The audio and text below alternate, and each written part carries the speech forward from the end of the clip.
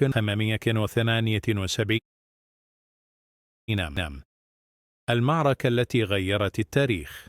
تخيل أن هناك 3 جيوش كبيرة تستعد للقتال في مكان واسع مليء بالمياه والأشجار، يسمى لكنه وادي المخازن في المغرب. هذه المعركة حدثت منذ أكثر من 400 سنة. كانت بين المغرب والبرتغال، وكان هناك جيش ثالث جاء ليساعد البرتغاليين، لكنه انتهى به الأمر في مشكلة كبيرة. كيف بدأت القصة؟ في ذلك الوقت كان هناك ملك مغربي اسمه عبد الملك السعدي، وكان قويا وحكيما. في الجهة الأخرى كان هناك ملك برتغالي شاب اسمه سبستيان، وكان مغرورا ويريد السيطرة على المغرب. سبستيان جمع جيشا كبيرا وأخذ معه ملكا قديما للمغرب اسمه محمد المتوكل، الذي فقد عرشه وأراد استعادته بمساعدة البرتغاليين. كما انضم إليهم جيش من الإسبان والمسيحيين من أوروبا. هدف البرتغال السيطرة على المغرب، نشر ديانتهم وأخذ الثروات. هدف المغرب حماية أرضه ودينه، وعدم السماح للأجانب بالتحكم فيه. كيف بدأت المعركة؟ تحركت الجيوش حتى وصلت إلى وادي المخازن بالقرب من مدينة القصر الكبير.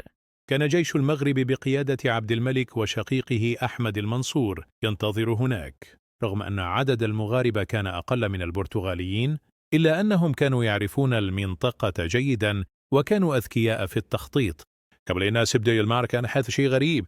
الملك عبد الملك كان مريضا جدا، لكنه أصر على قيادة الجيش بنفسه. المعركة تشتعل. في صباح 4 أغسطس 1870 بدأت الحرب. البرتغاليون هجموا بشراسة، لكن المغاربة كانوا مستعدين. الجيش المغربي استخدم تكتيكات ذكية مثل الهجوم المفاجئ من الجوانب. عبد الملك كان يوجه المعركة رغم مرضه، لكنه توفي أثناء القتال. لكن المغاربة لم يعلنوا ذلك حتى لا يفقدوا الحماس. فجأة بدأ جيش البرتغال في التراجع، لأنهم وجدوا أنفسهم محاصرين. يسر وادي المخازن، وهو ممر ضيق فوق النهر. انهار تحت أقدام الجيش البرتغالي أثناء محاولتهم الهرب، وغرق الكثير منهم في الماء. ماذا حدث بعد ذلك؟ الملك سبستيان قتل ولم يعثروا على جثته. محمد المتوكل غرق في النهر وهو يحاول الهرب.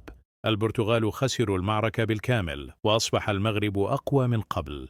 السلطان أحمد المنصور أصبح الحاكم الجديد، وسمي بالومعك الذهبي بسبب الثروات التي حصل عليها من البرتغاليين بعد المعركة.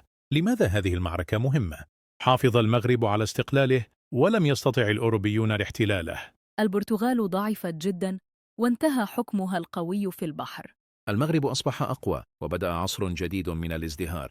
هذه المعركة أظهرت أن العقل والتخطيط أقوى من العدد الكبير، وأن الدفاع عن الوطن أمر مهم جدا.